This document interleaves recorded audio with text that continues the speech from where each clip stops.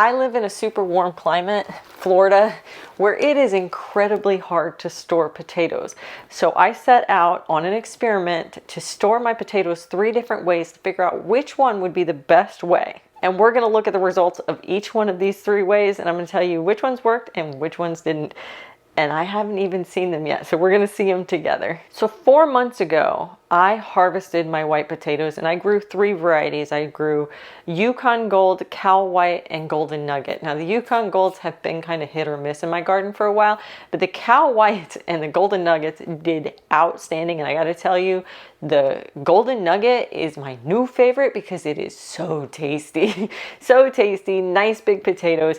And here in Florida, getting a nice big potato is kind of crazy because our season isn't very long for potatoes. So I harvested all my potatoes. I did harvest them a little bit early. If you didn't get to see that video, I will put it down in the description so that you can see all the reasons why I ended up doing that. It was getting way too hot down here. And once it gets to a certain heat, they're just not going to continue to grow. And in fact, they'd probably rot, especially during our rainy season. So I wanted to get them up and out. So that meant my potatoes were very, very delicate. The skins were very, very soft because I did harvest them early. So I had to cure them. The way that I cured them that worked really, really well was I came into my spare bedroom or any other area of your house that has a low traffic area, and I laid down a towel, or you could lay down some sheets or whatever you have, and then I laid all those potatoes out and I laid another dark colored towel on top of them. That way they have time for those skins to harden up, but they're not getting direct sunlight on them. Now this room right here, I got the windows open right now for the video, but normally the windows are all closed, the door is closed, the lights are off. It's really a dark room for the most part. I let my potatoes sit in this room for 10 days. Next time I think I would go the full 14 because while the skins did thicken up and they became, nice and tough, there were a couple of them where the skins didn't do so well. So 14 days, that's the magic number. But then once you have cured them, the next step is storage. And most of what you see online is talking about storage in a cold room or in a root cellar or a basement. That's a problem where I live. I live in Florida. There is no time during the year that we hit temperatures that potatoes like for a long period of time. Sure, yeah, we'll get into the 50s or 40s for a few days during the winter. Not long enough that the potatoes do okay. And on top of that, Florida typically, I don't want to say 100%, but typically we don't have basements. I know, it's probably crazy for folks who haven't, visited us, but our houses don't have basements. We're too close to the water table, so most houses in Florida don't have basements. We don't have root cellars. We don't have cold rooms. We just don't have the environment that supports that. So we have to figure out a different way to store our potatoes so that they last longer. And I want to just preface that when you live in a warm weather environment that does not get cold and doesn't have basements and doesn't have root cellars and things like that, you are not probably going to get a year in storage on your potatoes. Now the good news is where I live, we can grow potatoes more often in our season. So we can grow them in early spring, we can grow them in fall, we can grow them through winter. And because of that, I have 2 times a year that I grow and harvest potatoes. So I really only need my potatoes to last about 4 to 6 months.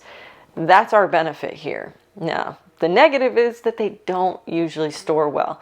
Normally my potatoes will only store for about 2 months before I have to do something with them, like can them. Recently I freeze-dried mashed potatoes and that has worked out nicely. Canning herb potatoes using the ball recipe is a really good one. But sometimes you just want a regular baked potato and you can freeze that. That's an option. You can bake them and then freeze them. But there's something about just a regular baked potato. So I'm out on a mission to figure out what is the way that we can store these in our homes in Florida just to get us through that 4 to 6 month period.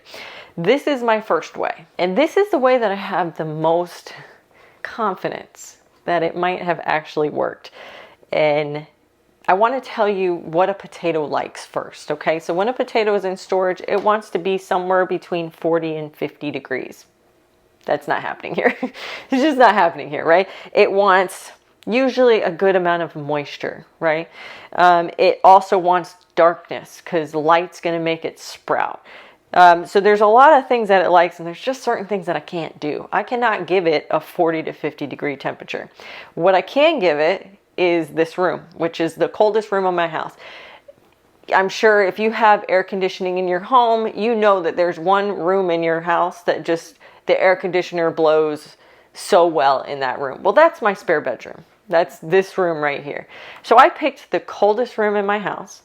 I wrapped each potato in newspaper, and then I put it in this bin and I put it underneath the bed. So that way it gets the coldest temperature, which is only about, we keep at our house about 70 to 72 degrees. This room is probably a couple of degrees cooler than that. So we're probably looking at like 68.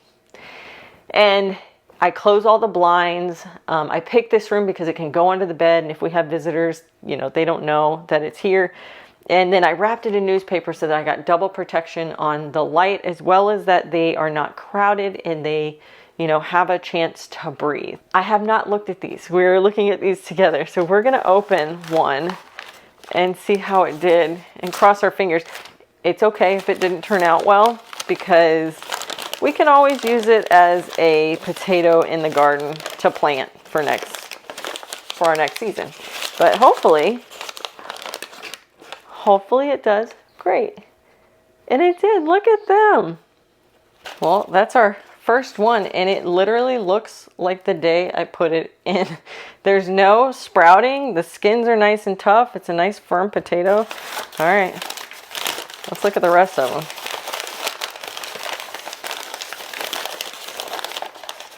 Yep, still good. I even have like a little, wow, okay.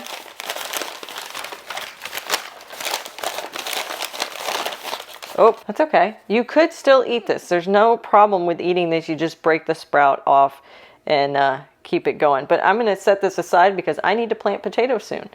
Probably in the next month or two. So I want the sprouts to get a little bit bigger. So I'm going to set that aside. That's going to be one of our sprouted potatoes. Oh, that one's got a big sprout and the potato is a little bit soft. This one is hard still. The bottom of this one's a little soft. That's definitely a sprout. Little tiny sprout. Another sprout. Yep. More sprouts. More sprouts. And more sprouts. Oh, that's not a good look. I also did one where I did a bag of potatoes, like the smaller ones, and where they weren't wrapped individually. And I could definitely see a difference here. So we also have sprouts on these, but we also have the wrinkles, and they're soft, and they're definitely starting to rot. There's actually... Okay, so that's definitely something I learned from this experience. I wanted to try some in a little paper bag and some individually wrapped. And I feel like the ones that were individually wrapped, even though we have some sprouting going on, they still have, this one's a little bit soft. This one's nice and hard. Even the one with the sprout over here, still nice and hard. I think it might be the variety here. But these guys are definitely not good to eat. These, all of these, even with the sprouts, are still decent to eat, but they're gonna go soon. So this is a little less than ideal. Now, like I said, these are still edible. So I'm not really brokenhearted about it because I could still technically eat these if I want. I'm probably gonna use them for planting just because they're already sprouted. They'll make good for planting. I'll put them in a sunny spot. They'll be ready in a few weeks. But I was really thinking that this would be the one that did the best. It was dark, it's cooler in here. It didn't do as well as I expected. I mean, they're better than these. So these are no good. But these are still edible after 4 months. But I was really hoping to open these up and there'd be no sprouts. Fortunately, that did not happen. So we're gonna put this one in the medium range. We still have edible potatoes, but not for much longer. These would not be good for me for much longer. Now let's go check the second one. Now I'm really curious how this next one's gonna do because it's just in a bag. So this area of my house is actually probably one of the warmer areas of my house. I did not wrap them individually and just put them in a bag. And we saw how the bag did on the other ones. It might be because they were smaller potatoes. They weren't like full grown. They were the little niblets is what I like to call them. But this one, I set it in a paper bag in a warmer area where there's more light. So this is a little pathway. It's actually, you're sitting on my washer and dryer room. We have a couple areas. This used to be my pantry. My husband built me a new pantry. Make sure to check that out. I'll put it in the description. But you know, I hang my onions and my garlic over here, and I keep my potatoes sometimes in these baskets. So I thought, you know, let's see if it works here. Now this is probably more like a typical house here in the South. We're sitting somewhere around 72 degrees in this space, maybe a little bit more, because right down that path right there is my garage. My garage is hot, hot, hot, hot. So let's open this up. Let's see how these fared.